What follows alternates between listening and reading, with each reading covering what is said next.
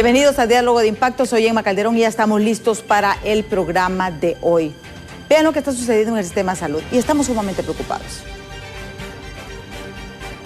Los hondureños estamos mendigando salud. Qué tristeza, porque todas esas luchas han quedado al final en nada. No hay respuesta. ¿Qué es lo que sucede? Cifras oficiales. 70% de los hondureños que viven en pobreza no pueden pagar una consulta privada. Y ahora si sumamos a la clase media baja y media que se está sumando al sistema de salud público. Porque no puede pagar un médico. Aunque usted trabaje, difícilmente puede pagar un médico. Si no tiene un seguro médico, difícilmente lo va a poder pagar directamente. El sistema de salud tiene 15 meses de no tener medicamentos de forma consecutiva. Y esto lo vino viviendo a lo largo en ese acompañamiento. ¿Qué es lo que ha sucedido? Pues justamente, en este caso, vemos que se anunció justamente el 19 de julio que habían ingresado 2.000 millones de lempiras en medicamentos. Ahí lamentablemente 2.000 millones de lempiras en medicamentos. Ahí tenemos un error y les pido disculpas.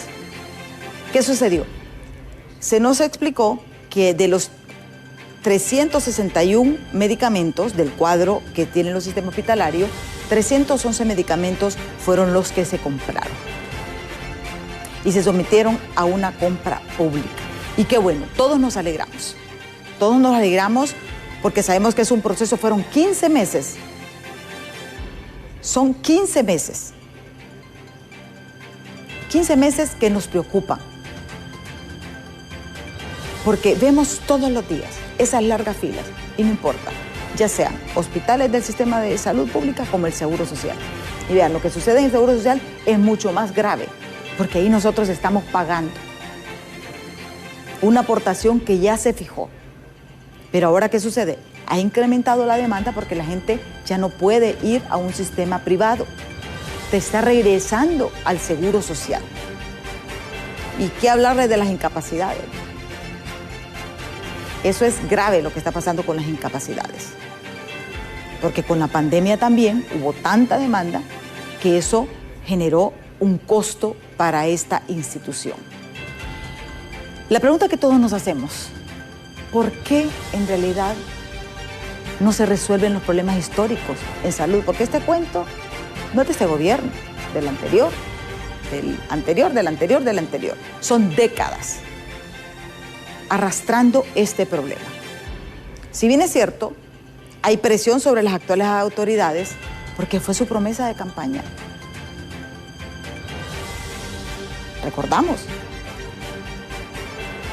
la primera fila anduvo se sumó al cambio de sistema de político porque querían un cambio en el sistema de salud.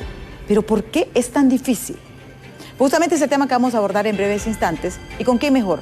Con la presidenta del Colegio Médico. Porque aquí no se trata de echar culpables. Y yo creo que también las autoridades tienen que abrirse un poquito más. ¿Qué es lo que está sucediendo? ¿Por qué no se resuelven esos problemas? Pero antes veamos lo que explicaba justamente el vocero del Ministerio de Salud sobre la distribución de estos medicamentos, porque son las respuestas que nosotros queremos. Es la gran cantidad de hondureños, el 70% de 9.5 millones de hondureños son los que están demandando salud. Demandamos salud.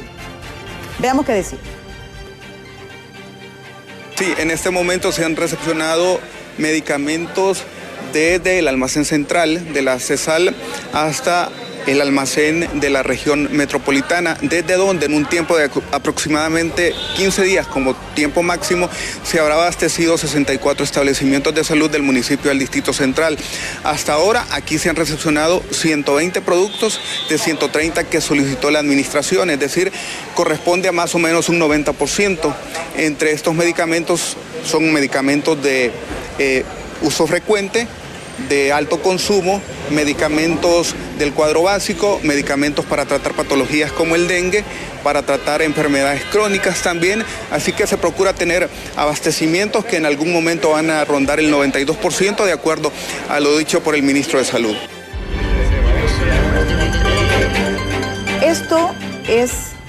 Iniciamos con esto porque para nosotros es una muy buena noticia y nos alegramos infinitamente que lo anuncien. Pero el problema que tenemos es que cuando vamos al sistema público, cuando vamos a los hospitales, la gente se queja de que no hay. Entonces aquí la pregunta, ¿quién miente? ¿Las personas que van, demandan salud o las autoridades? Y aclaro, he invitado infinidad de veces al ministro de Salud porque no se trata de cuestionarlo. Se trata de conocer realmente la realidad. Pero bueno, tenemos hoy, y le agradezco infinitamente a la doctora Helka Codina, que esté aquí con nosotros en Diálogo de Impacto. Ella es la presidenta del Colegio Médico de Honduras. Ha sido un año bastante turbulento, realmente, si vemos, no solamente por toda la presión que hay, pero ustedes como gremio también han sido bastante vulnerables.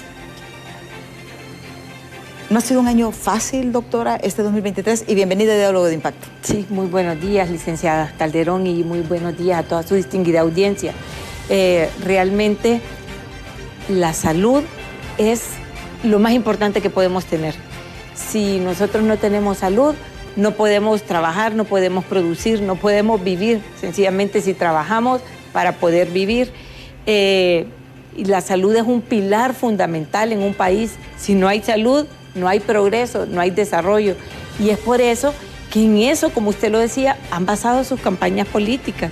Se nos presentó a nosotros un plan de refundación de la salud que, si usted lo lee, está muy bien redactado, es muy conocedor de la situación en cómo encontraron el sistema de salud, cómo lo iban a encontrar y qué era lo que se iba a hacer para organizarlo, para ordenarlo, ¿verdad? Y no es que este problema sea nuevo, este problema es histórico. Los gobernantes no le han dado la importancia debida a la salud, no destinan el presupuesto necesario para dar salud a la población y tampoco quieren, o cuando llegan ahí, no sé qué es lo que pasa, que se juntan a la situación y siguen haciendo lo mismo. Y algunos hasta dejan de hacer lo básico, lo fundamental, que es la compra de medicamentos, que es lo único que ofrece el sistema de salud, curativo, manejo, diagnóstico y tratamiento, y no lo está haciendo adecuadamente. Ha sido un año difícil porque realmente nunca había habido este problema administrativo de que la gestión de las compras de medicamentos fuera permanentemente negligente, digámoslo así, porque no ha habido medicamentos de forma persistente. Se vieron en gobiernos anteriores, tal vez no un porcentaje de abastecimiento suficiente para trabajar, pero por lo menos el porcentaje que ha habido ha persistido, y en esta ocasión ha habido una escasez, pero totalmente abismal, persistente, permanente, que obliga al personal de la salud a trabajar de una forma insuficiente, hasta vamos a decirle ilegal, porque es un derecho de la salud del pueblo hondureño. Y ustedes decían, el seguro es peor porque pagamos, también la salud pública la pagamos. ¿Qué nos retribuye a nosotros el Estado de la gran cantidad de impuestos que pagamos? Pagamos solo del impuesto sobre la venta el 15%. ¿Qué país paga eso? Por Dios. Es un porcentaje bastante alto. ¿Y qué nos retribuye? Seguridad. Nos están retribuyendo seguridad. Usted en su casa, usted pone su portón, su cerco eléctrico, usted pone su guardia afuera, su tranca, o sea, usted está pagando para su seguridad. En la calle no tenemos seguridad. ¿Qué estamos recibiendo? Educación. Usted pone a sus hijos en escuelas públicas, ni caben en las escuelas públicas. ¿Va a recibir una adecuada educación? No la va a recibir. Está recibiendo salud. ¿Qué estamos recibiendo a cambio de las grandes cantidades de impuestos que estamos pagando? Por lo menos exijamos salud, la salud como un principio fundamental para vivir. Entonces, es por eso que este año ha sido tan convulsionado, porque las necesidades de salud son vitales y si no las denuncia el colegio médico, no se conocieran, licenciada. Si una persona la entrevistan y le preguntan cuántos medicamentos le dieron de los que le indicó el médico y le diga uno o ninguno, eso no tiene impacto. Si le entrevistan a un médico, ¿cómo está trabajando? ¿Está trabajando adecuadamente? ¿Está trabajando con los insumos necesarios o básicos por lo menos? No tiene impacto. Tiene impacto cuando las personas llegan al colegio médico, las personas denuncian, los médicos denuncian, las enfermeras, los odontólogos, microbiólogos, y nos dicen no nos dejen por fuera, doctora, los técnicos. Denuncien todas nuestras carencias porque estamos trabajando de forma que nos pone vulnerables, no solo para recibir un contagio nosotros como personas, sino que vulnerables a la manera de tratar la salud de las personas insuficientemente. Y las personas, ¿a quién le reclaman? Al que lo está tratando. Además de eso, es frustrante trabajar de esa forma, de que llegue el paciente y le diga, doctora, de todo lo que me indicó no había nada, o solo había acetaminofén, o no había ni acetaminofén. Entonces, además de doloroso, de frustrante, usted está diciendo, ¿qué estoy haciendo, por Dios? Veo 20, 24 pacientes diarios, ¿y a cuáles de estos les estoy dando solución? ¿Cuánto esperaron estas personas para entrar a esta consulta conmigo? Meses. Y esto no está siendo una solución. Es de ponerse la mano en la conciencia, y las personas que no usan el sistema de salud pública, valorar lo que está pasando con las personas que lo necesitan, y que lo necesitan porque, como usted lo dice, no tienen un 5 más de su presupuesto, porque los salarios no alcanzan para presupuestos extra, y dentro de nuestro presupuesto mensual no está por si me enfermo y voy a ir a consulta y pagarla, por si me da dolor de cabeza, o por si me infecto, por si me da dengue, por si me da, voy a comprar estas medicinas. No podemos dejar de nuestro presupuesto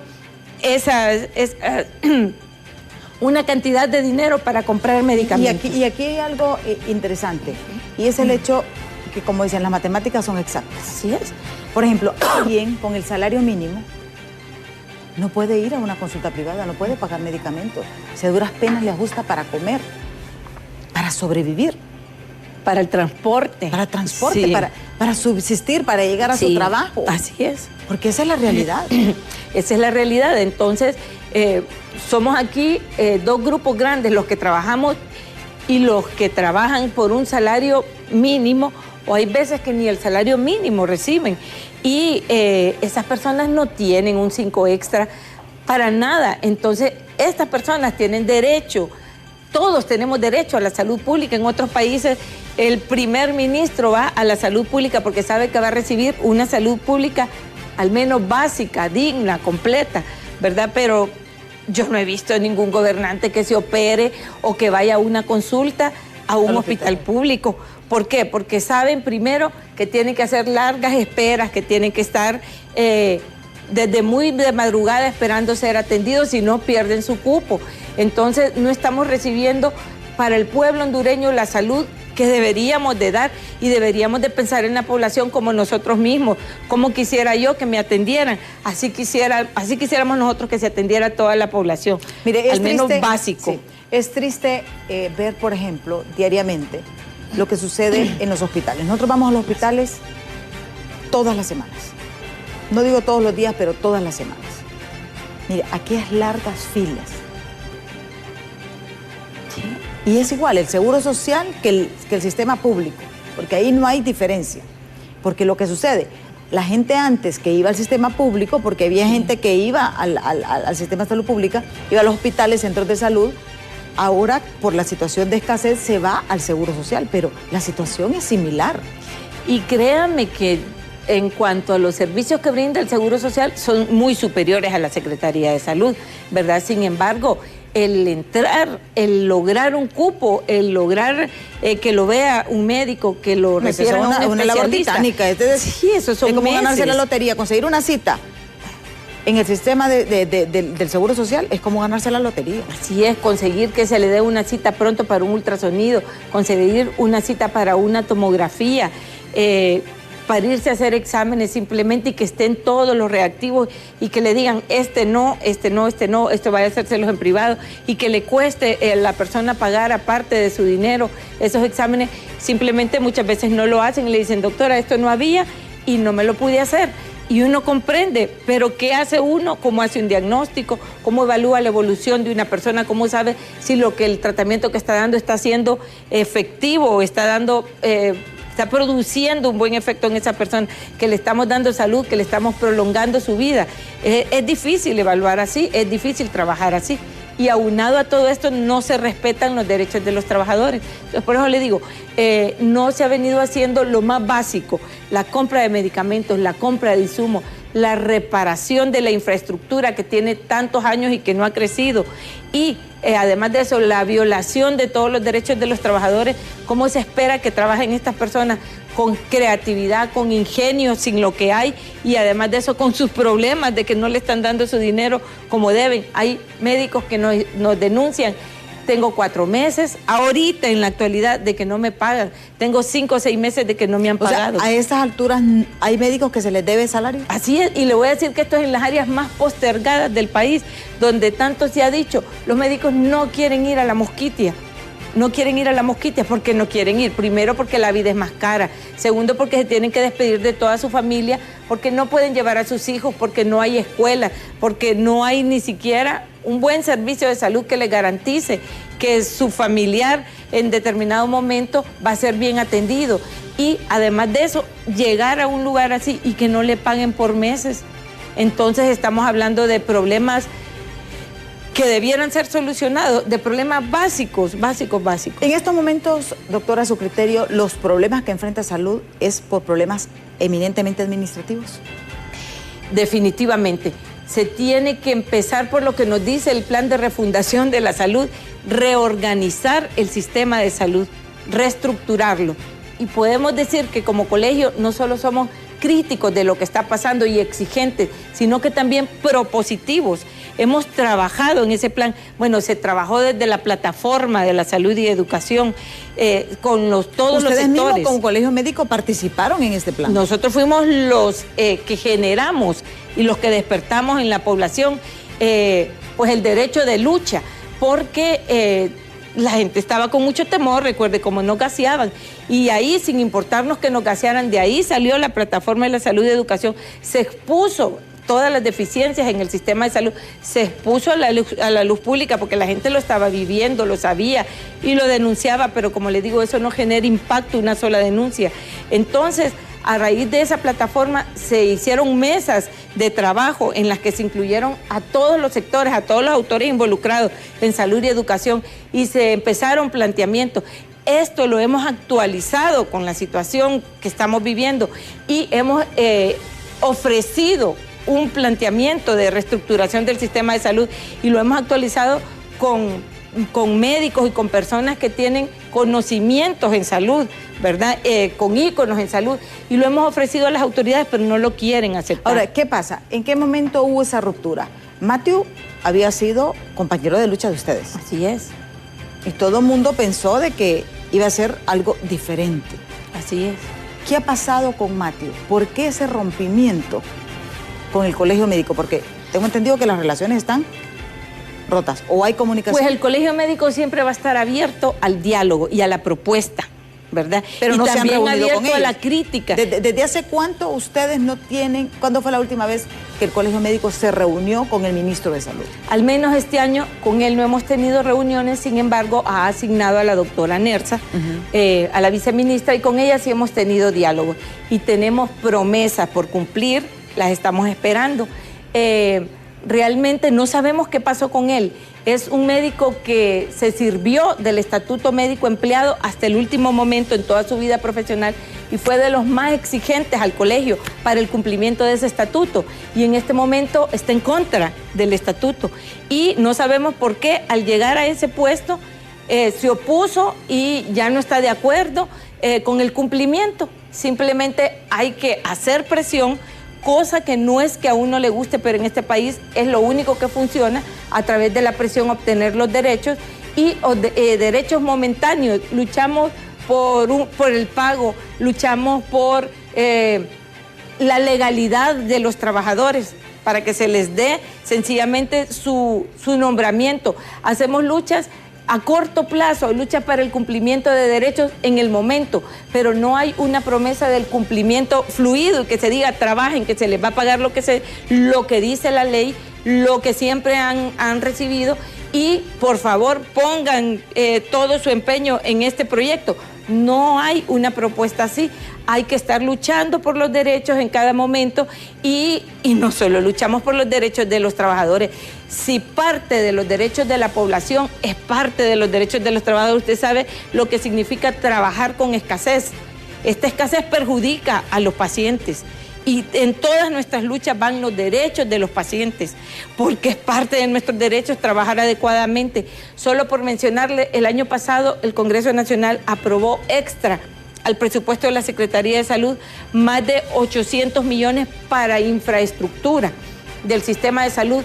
¿Y qué nos decía el doctor Machu? Un momento, no me toquen ese presupuesto, porque ese presupuesto es para infraestructura. Lo necesita tanto los establecimientos de salud, los edificios, etcétera, ¿verdad? Todo donde se está trabajando.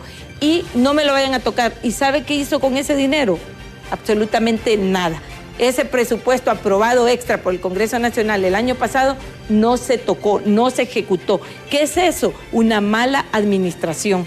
¿Están decepcionados ustedes de Mati? Obviamente, obviamente. El sistema de salud tiene tantas carencias y lo conocía este gobierno, lo plasmaron en el plan de refundación, dijeron cómo iban a encontrar y dijeron lo que iban a hacer y no hemos visto que arranquen, que hay que darles tiempo que arranquen. Discúlpenme, en la salud no hay tiempo que perder. Si usted tiene un paciente enfrente y no tiene una medicina, no le vamos a decir, quédese acostado ahí, complicándose que no tengo esta medicina. ¿Qué hace uno? Le llama al familiar, venga, cómprela, ayúdenos, vea qué hace. Esa persona va a pedir a la calle, esa persona va a pedirle a los familiares, esa persona va a vender algo propio para que la salud de su paciente sea resuelta en ese momento. La salud no puede esperar. No podemos seguir esperando que estas licitaciones de medicamentos o las compras de emergencia que se le aprobaron para que haya solución demoren tanto tiempo y que nos vengan a decir que están los establecimientos en un 90% de salud y que el paciente siga diciendo no hay, entonces no llegan a la mano del paciente. Fíjese que hay algo que llama poderosamente la atención, y es que el sistema de salud, en su mayoría, a excepción de la Profeba, todos han sido médicos, los ministros. Sí. Pero los problemas persisten. Así es. O sea, como que cuando llegan ahí se les cambia el chip y se olvidan de todo. Y no estamos hablando solamente del actual ministro, estamos hablando de todos los ministros históricamente en el sistema de salud. Así es. ¿Por qué cambian? Solo vea que el CNA dijo, y lo sostuvo el año pasado, que el 54% del dinero que entra a esa Secretaría de Salud se va en corrupción. Y los mismos contratos siguen, las mismas empresas, lo mismo. ¿Qué está pasando? Que tampoco están combatiendo la corrupción. ¿Qué está pasando? Nosotros no sabemos. O sea, en ese momento no se está combatiendo la corrupción en salud. Nosotros no hemos visto que cambien, nosotros seguimos viendo que siguen las mismas contrataciones. Hoy en un programa el ministro nos estaba diciendo que no estaba de acuerdo con los servicios que se les da a los pacientes de diálisis y en 2 días se estaba prolongando el contrato por 16 meses. Por Dios, ¿por qué no da esos servicios el Estado? Que lleva un tiempo, 16 meses, por favor, no nos programemos para tanto. En 3 meses se debería decir, miren, tengo este personal aquí, trabaja en este proyecto y en 3 meses quiero que esté resuelto. 3 meses, licenciada, son 90 días. No es que no trabajan, pero estamos viendo que el trabajo que realizan no da efecto. Entonces hay que tomar medidas en el asunto. Tenemos que ver resultados.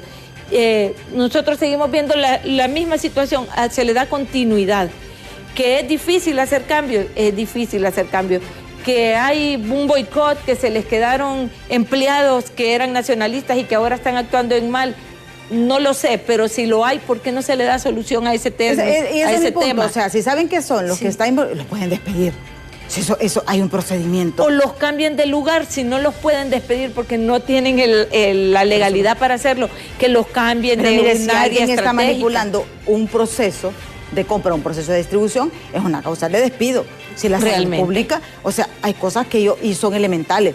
Ya van 15 meses, ya sobre 16 meses de gobierno. Eso ya no es justificación. Entonces, esto es lo que nos preocupa. Ahora bien, tenemos que ir a pausa. ¿Qué se puede hacer? Porque yo creo que aquí ya no podemos seguir llorando sobre la leche derramada. ¿Qué tiene que hacer el ministro de Salud? ¿Y por qué decimos el ministro de Salud? Porque él es la persona responsable. No es Nersa Paz, no son los viceministros, no sé, nadie más. Es el ministro quien tiene que dar la cara ante el pueblo hondureño. Mire, ese puesto con suerte le va a durar 4 años. ¿Y después qué? Va a andar diciendo que las cosas no funcionan. Va a ir a 2 años y medio más. 2 años y medio, porque ahorita ya les quedan 2 años y medio. Sí. Tienen que poner a reflexionar. Prometieron algo. ¿Cree usted que debe de cambiarse el ministro de Salud, doctora? Pero eso lo vamos a ver después de pausa. Así que no nos cambie, que ya volvemos.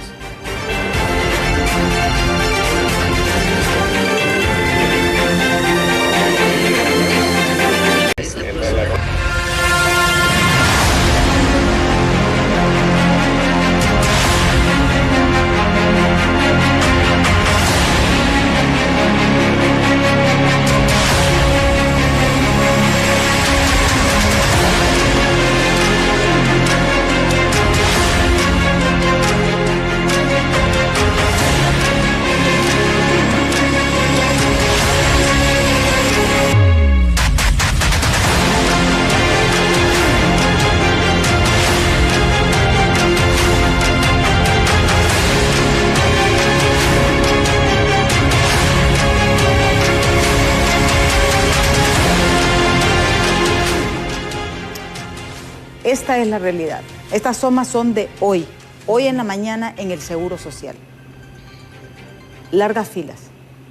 La gente llega desde la madrugada. Hay quienes duermen ahí para esperar un cupo. Y esta es la realidad. Y miren, a nosotros se nos parte el alma como medio de comunicación. A veces hay pacientes que cuando los entrevistamos hasta lloran. Porque dicen, me dan la receta, pero no hay medicamento. ¿Usted cree, doctora, que debe de cambiarse al ministro de Salud actualmente?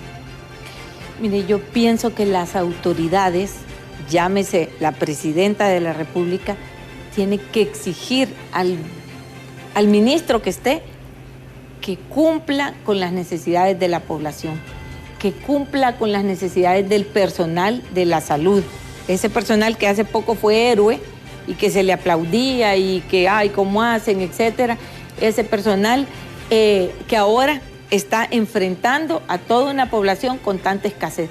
Al que esté, al ministro que esté, él dice que nosotros tenemos intenciones de que lo quieran sacar.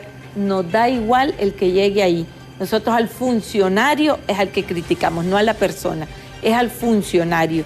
Nosotros queremos que el Poder Ejecutivo se entere de lo que está pasando, porque ¿quién es el asesor en salud del Poder Ejecutivo? Pues obviamente quien le informa es el ministro de Salud y no lo está haciendo adecuadamente. Nosotros hacemos un reto a la presidenta de la República, quien está ahí porque la consideramos una mujer sensible de los problemas de salud, porque la vimos en campaña, cómo hablaba con la población, porque le escuchamos lo que ofreció.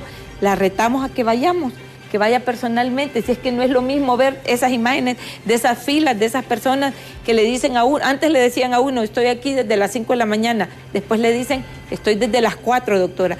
Otros le dicen, estoy desde las 2 de la mañana, y ahora le dicen, estoy desde las 12 de la noche haciendo esta fila para no perder este cupo, ¿verdad? Porque tengo 8 meses de estarlo esperando, porque tengo 5 meses, o porque usted misma me dijo que viniera en 3 meses y no había espacio, yo vengo a ver qué consigo. Entonces, no es lo mismo ir y ver y presenciar lo que está viviendo la población. Vamos en la madrugada a los hospitales a ver esa fila, de esas esperas. Hablemos con un paciente y oigamos las necesidades de todas esas gentes que están ahí haciendo fila Unas son por enfermedades graves, otras no, pero la salud no tiene gravedad, es una necesidad igual. Si tenemos una enfermedad leve, buscamos salud para no llegar a lo grave. No digamos si tenemos una enfermedad grave, ¿verdad? Todos vamos a buscar con la misma necesidad esa salud. Entonces, lanzamos un reto a la Presidenta de la República. Vámonos así de incógnitas una madrugada. Vaya con todos sus guardias, no importa. La gente respeta. Háblele, escúchele y vea la verdadera situación del sistema de salud. Es otra, no es la que le están planteando, señora Presidenta, por favor. Vamos. Ese es un reto que estamos lanzando, porque nosotros como médicos sí conocemos las verdaderas necesidades y no conocemos de aquellos que ni siquiera llegan al sistema porque no tienen el acceso, porque no pueden llevar, no hay una ambulancia que los traiga. De ellos no conocemos cómo está esa situación. Y créanme que realmente uno por tener un poco de salud mental muchas veces ni quiere pensar en lo que está pasando en los lugares más postergados. Y esos lugares más postergados pueden estar en barrios y colonias de la propia capital de la República o de una ciudad grande. Entonces las necesidades son grandes y se nos ofreció una refundación del sistema de salud y lo vamos a seguir exigiendo. Y vamos a seguirle diciendo a las personas las necesidades que tienen deben ser suplidas por el Estado. La Secretaría de Salud tiene que asumir el rol rector, por eso es que acudimos al ministro. Sin embargo, créame que evaden esa responsabilidad. El sistema de salud está descuartizado. El hospital escuela, esa imagen que ustedes están viendo ahí ahorita, no se sabe a quién pertenece, es que no pertenece a nadie. Lo hicieron en un momento hospital escuela universitario, ya no es de la universidad. Ahora, ¿de quién es? Tenemos 17 meses de este gobierno exigiendo que vuelva a la Secretaría de Salud. ¿Y qué se nos dice? Primero se nos dijo que la presidenta tenía el proyecto, que ella iba a dar el visto bueno. Ahora se nos dice que está engavetado en el Congreso Nacional. Diputados del Congreso Nacional nos dicen que no es cierto, que ahí no hay nada en espera de aprobación para que ese elefante blanco que ha dado salud a todo Honduras pase a la Secretaría de Salud. Tiene su propio presupuesto y tiene que estar rogando presupuesto para muchas cosas, porque mientras no tenga la legalidad, la Secretaría de Finanzas no le da. El año pasado estuvieron espera y aguarda por la aprobación de un presupuesto de 6 quirófanos nuevos, que ya los tienen presupuestados, diseñados, planos, todo listo, solo de que ese presupuesto se apruebe, y no se aprobaba porque ese edificio, esa institución no tiene legalidad en el país. Es un ente desconcentrado de la salud. Entonces, ¿por qué no organizan esa parte administrativa y lo meten a la Secretaría de Salud? Pero tienen que ser efectivos también en el cumplimiento de darle sus presupuestos. Si se acaba un presupuesto, pues darle más, porque ese centro hospitalario recibe simplemente, si hay un problema en el Seguro Social, van al Hospital Escuela. Si no fue atendido en el San Felipe, van al Hospital Escuela. Si no pudo haber sido atendido en el Tórax, van al Hospital Escuela. Y esa institución tiene un presupuesto limitado, que cuando se le acaba, ¿qué hacen? No nos pregunten. ¿Qué sucede cuando se acaba el presupuesto del Hospital Escuela? Créanme que está siendo bien administrado ahorita ese hospital. Sin embargo, se necesitan hacer muchos cambios ahí estructurales y muchos cambios administrativos y distributivos de la salud. Hay que cambiar la estructura del sistema de salud y no se está haciendo nada. Van 17 meses cumpliditos, ya vamos a empezar el 18 mes de este gobierno. ¿Y por qué no se llevan a cabo todas estas cosas administrativas? El único hospital que volvió a la Secretaría de Salud fue el de San Lorenzo. Se hizo muy desordenadamente, eso acarreó muchas consecuencias en ese momento. Ya es de la Secretaría de Salud y las personas nos dicen estábamos mejor antes, lo cual no considero, ¿verdad? Porque le sale más caro al Estado estar subrogando servicios a entidades, a ONGs, a fundaciones que no responden, solo no responden por los derechos de los trabajadores ni de los pacientes. ¿Qué dicen? No nos alcanza el presupuesto que nos da la Secretaría de Salud. Cualquier reclamo, cualquier cosa, vayan a la Secretaría de Salud. Y la Secretaría de Salud evade esa responsabilidad diciendo, eso no nos corresponde, ahí hay un ente subrogado que debe de estar brindando esa salud. Entonces, no deben haber entes subrogados, ni tercerización, ni privatización de la salud. todo lo debe de cubrir la Secretaría de Salud. Debe asumir el rol rector de la salud en toda la población hondureña. Y ustedes ante esta pues incertidumbre que hay, porque no hay ese diálogo fluido con el ministro de Salud, porque hay que decirlo con el ministro, porque ustedes con el resto de la estructura sí tienen esa fluidez. Pero es interesante, usted reta a la presidenta Xiomara Castro que vayan de incógnitas a los hospitales para que vea ella con sus propios ojos, porque hay que decirle, la presidenta recibe informes. Así es. Pero usted dice, no se le está dando toda la información a ella. Así es, ella no está. ¿Quién es su asesor en salud? Obviamente tiene que ser el ministro de Salud. Y hemos visto cómo está de convulsionada la salud. Yo creo que es de los problemas que más se han revelado en este gobierno, los problemas de salud. Y no es solo porque el colegio médico haga estos desórdenes y porque todos los gremios implicados en salud se quejen.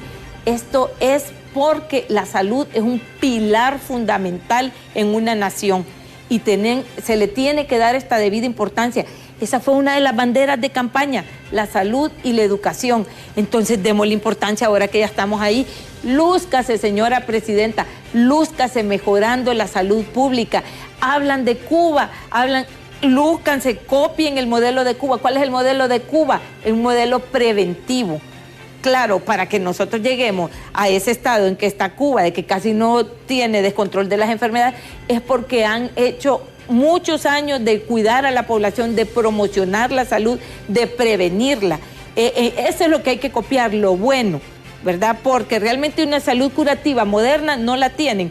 Sin embargo, tienen muy buena prevención, muy buenos sistemas de prevención. Y aquí no se han reactivado los programas de prevención. No hay prevención para tuberculosis. Los programas como tal para cáncer de cervix, para que anden haciendo pruebas de tamizaje, que son los cánceres más frecuentes en nuestro país, cáncer de mama. ¿Cuántas mamografías, cuánto equipo para detección de cáncer de mama se ha aumentado en el país?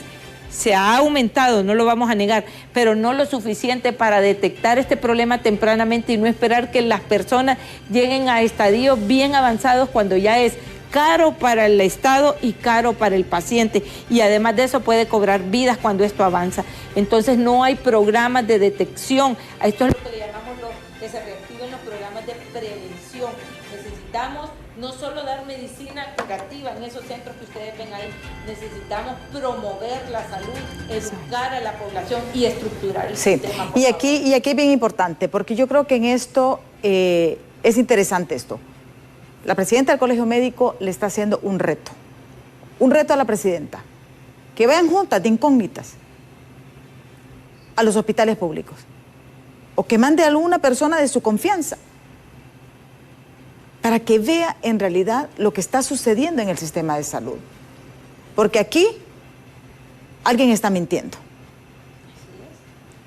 Porque sabemos de su sensibilidad, porque hay que reconocer, sabemos de la sensibilidad de la presidenta justamente sobre este tema. Porque lo que queremos es, al final, una respuesta al pueblo hondureño. Y vean ustedes, ya tenemos algunos mensajes que nos han escrito al 3182-5600 que vamos a leer justamente. Dice, una de las razones es porque los mismos sindicatos tienen controlado los medicamentos en los hospitales y en el seguro social. Es lo que nos dice un televidente. Dice, estimada Emma, el gremio médico es el principal motor del desastre en salud. Ese montón de clínicas públicas después de 6 horas quedan vacías y ellos nos obligan a ir a sus clínicas privadas, pues ellos no aceptan que ocupen esas clínicas públicas por otras 2 jornadas de 6 horas. ¿Por qué no podemos asistir a una cita normal a las 8 de la noche? ¿Por qué?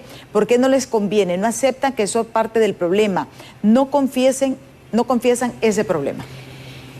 Hemos pedido a la Secretaría de Salud, y créanme que se ha aumentado la segunda jornada, hemos pedido que esos lugares donde quedan vacíos se contrate otro médico y se dé continuidad en el sistema de salud. Sería hasta las 7 de la noche, porque de las 7 en adelante ya comienza una guardia, ¿verdad? Y queda menos personal. Se ha aumentado en algunos centros de salud. Somos los principales que le exigimos a la Secretaría de Salud que contrate, pero contrate de forma permanente más personal. Somos los principales que estamos exigiendo a la Secretaría de Salud un siguiente concurso y tenemos la promesa que para el otro año se va a llevar a cabo, solo que no hemos visto que se hayan empezado a trabajar en las bases de licitación. Necesitamos que el sistema de salud resuelva esa mora de atención. ¿Cómo la puede resolver? Pues ese audiente suyo ha hecho una de las soluciones: poner médicos más en la jornada de la tarde. Fíjese que yo creí, esto va a resolver. Yo creí, doctora, que los triajes los iban a dejar como preclínicas, como centros básicos de salud. O sea, que usted fuera como... Hay diferentes categorías de centros. El problema es que nosotros, sí, los que tenemos atienden de todo. Así es. O sea, vaya, por ejemplo, una gripe, tiene que atenderse. Va a la emergencia. Van a la emergencia, pero es un tema que debe de verse en una preclínica. Así es. Porque así funcionan los otros sistemas. Usted no va a ir a un hospital y ya lo atienden. No, hay un procedimiento. Primero va a un lugar, después se le remite donde el especialista y así va la cadena. Pero creíamos que los triajes los iban a dejar habilitados. Porque ya estaba realmente la estructura. Pudo haberse dejado si se estuviera reestructurando el sistema de salud. Sin embargo, no crea que esos médicos que estaban trabajando ahí no los necesitaban en otro lado. Los destinaron en ese momento para la atención de pacientes con COVID, pero los han jalado a otros lados.